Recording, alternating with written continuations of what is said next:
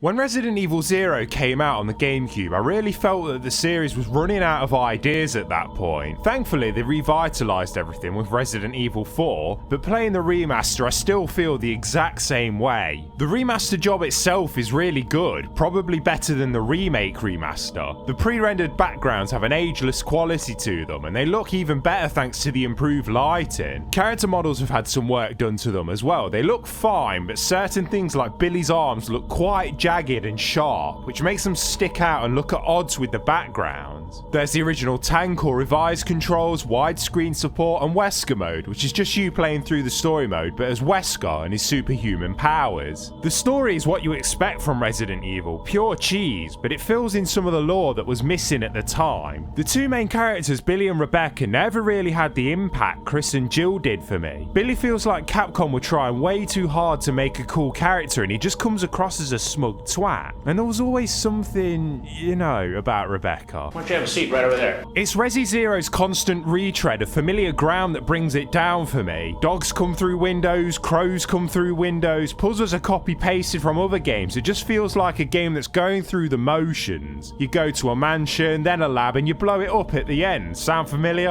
Obviously Zero added some new gameplay mechanics, the main one being having two player characters, each one having their own abilities. Billy is stronger, Rebecca can mix herbs, etc. Some of them feel forced, like they were implemented just so they could have two characters. It also means two inventories to manage, and the interdimensional item boxes from the other games have gone. Instead, you can drop items anywhere, which whilst realistic, it isn't convenient. You can only place a certain amount of items in a room, so you end up running back and forth picking stuff up. And it's hard to plot down an optimal route through the areas when you have stuff scattered all over. At least with the interdimensional box in the remake, you knew all your items were in one place. Thankfully, all the items you've dropped appear on the map, but it doesn't alleviate the hassle that much. Your partner's AI isn't stupid, it won't do a Shever and waste all their ammo. No, they shoot when you're shooting, they sometimes get in your way, but that's about it. Speaking of the gameplay, you know in Resident Evil there were lots of instances where there was you and a zombie in a narrow corridor, and if you timed it right, you could get past the zombie and save ammo. Well, Zero has a lot of narrow corridors with a couple of zombies in, and there's no way to get past them besides wasting your ammo or getting munched. It might have been manageable with one character, but when you try to get by, it's almost guaranteed one of you will get grabbed. The disappointments just keep coming. In my top 5 games with great sound design, Resident Evil Remake was in there, but Zero's sound design really disappoints. There's very little ambient noise, footsteps and zombie groans are very muted. The music cues, whilst good when they appear, don't appear often enough.